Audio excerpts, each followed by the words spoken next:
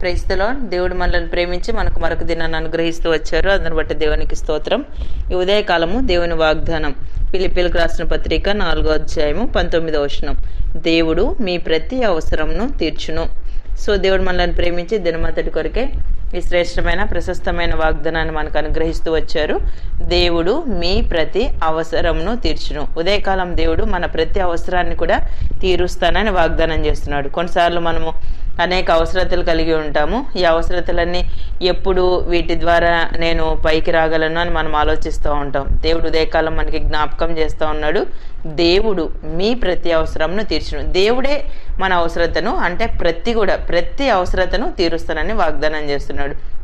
మత్తయి సువార్త 6వ అధ్యాయం 8వ వచనం మనం చదివినట్లయితే, మీరు మీ తండ్రిని అడగక మునిపే మీకు అక్కరగానున్నవేవో ఆయనకు తెలియను. చూసారా, అంటే మన పరలోకపు తండ్రి దగ్గర వెళ్ళి మనం ప్రార్థన చేయక ముందే మన జీవితంలో మనకేమి అక్కరగా ఉన్నాయో, మనకేది అవసరత కలిగి మనం ఉన్నామో అవన్నీ కూడా ఆల్రెడీ దేవునికి తెలియను. సో తద్వారా దేవునికే మన పరిస్థితులన్నీ తెలుసును కాబట్టి మనం దేవుని దగ్గరికి వెళ్ళి మనము దేవుని సన్నిధిలో విన్నవించినట్లయితే దేవుడు తప్పకుండా మనకి సహాయము చేయగలరు. దేవుడు గొప్పవాడు.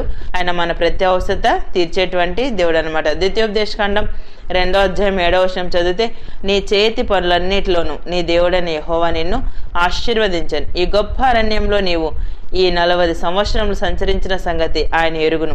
నీ దేవుడైన యెహోవా నీకు తోడై ఉన్నాడు, నీకేమీ తక్కువ కాదు. చూసారా, మన దేవుడు అంటే మనము ఈ లోకం అరణ్యం లాంటి ఈ లోకంలో మనం వెళ్తున్నటువంటి ప్రతి పరిస్థితిని, సో మనం ఎలాంటి పరిస్థితులు గుండా వెళ్తున్నామో ఆయన ఎరుగును. అంటే దేవునికి ఆల్రెడీ మన విషయాలన్నీ కూడా తెలుసు. సో మన ప్రతి అవసరత తీరుస్తానన్నాడు. మనకు అక్కరగా ఉన్నవేవో ఆయనకు ఆల్రెడీ తెలుసునా సెలవిస్తా ఉన్నాడు. అంతేకాకుండా దేవుడు మనకు తోడై ఉంటే మన జీవితంలో ఏది కూడా ఆయన తక్కువ కాకుండా మనకు సహాయం చేసే దేవుడు. మన చేతి పనులన్నింటినీ ఆయన ఆశీర్వదించే దేవుడు. దేవుడే మనల్ని ఆశీర్వదిస్తే సో ఆయన ద్వారా మనం ఏది కూడా తక్కువ కాకుండా ఈ లోకంలో మనం జీవించగలం. ఉదయకాలం సో మనం దేవుని కలిగి ఉండక దేవుని తోడు మన జీవితంలో అనుభవించకుండా మనం ఉన్నప్పుడు మనం ఆలోచిస్తూ ఉంటాం, నా జీవితంలో నేను నిన్న అవసరతలు కలిగి ఉన్నాను. సో కొంతమంది యవనస్తులైతే నా జీవితంలో వివాహం లేని పరిస్థితి, కొంతమంది సంతానం లేని పరిస్థితి, ఆర్థిక ఇబ్బందులు, కొన్నిసార్లు చెప్పుకోలేని సమస్యలు, కొన్నిసార్లు అనుకోకుండా అనేకమైన నిందలు అపనిందల ద్వారా మనం వెళ్తూ ఉండవచ్చు. అయినప్పటికీ దేవుడు ఉదయకాలం మనకి జ్ఞాపకం చేస్తున్నాడు. ఆయన ప్రతి అవసరతను తీర్చును. అంటే ప్రతి పరిస్థితిని కూడా దేవుడు మనకి తీర్చి మనకు ఆనందాన్ని సంతోషాన్ని దేవుడు అనుగ్రహించేటువంటి దేవుడు అనమాట. ఎప్పుడైతే మనం దేవుని దగ్గరికి వెళ్ళి మన పరిస్థితి అంతా విన్నవించుకుంటామో ఆయన తప్పకుండా మనకు సహాయము చేయగలరు. అందుకే ఉదయకాలం దేవుడు మనకు జ్ఞాపకం చేస్తున్నాడు, ప్రతి అవసరతను తీరుస్తాను అంటున్నాడు. అంతేకాకుండా సో మనం వెళ్ళే పరిస్థితి కూడా ఆయనకు తెలియను అని వాగ్దానం చేస్తున్నాడు. నీకేమీ తక్కువ కాదు. దేవుడు అవసరతను తీరుస్తాను అన్నాడు. సో నీ పరిస్థితి అంతా తెలుసు కాబట్టి నీవు ఆలోచించవద్దు.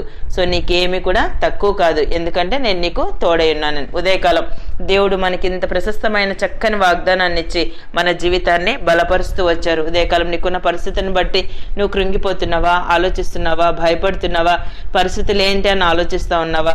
కొన్నిసార్లు ఇరుగు పొరుగు వారి ద్వారా, కొన్నిసార్లు కుటుంబంలో, కొన్నిసార్లు సంఘంలో, నువ్వు పనిచేస్తున్న స్థలాల్లో, నువ్వు ఎక్కడ ఎలాంటి పరిస్థితులు నువ్వు ఫేస్ చేస్తున్నా ఆ పరిస్థితులన్నింటిలో నీకు సహాయం చేయడం మాత్రమే కాకుండా నీ కుటుంబంలో నీకున్న అవసరతను గుర్తించి సహాయం చేసేటువంటి దేవుడు నాలో ఉన్నాడని నువ్వు ఎరిగినట్లయితే దేవుడు అన్ని విధాల దేవుడు నీకు సహాయము చేయగలరు. ఉదయకాలం దేవుడు మనకు అనుగ్రహించిన ప్రశస్తమైన వాగ్దానం మన జీవితానికి మనం అన్వయించుకొని ముందు కొనసాగినట్లు ప్రభు మనందరికీ సహాయం చేయను గాక. ప్రార్థన చేసుకుందాం.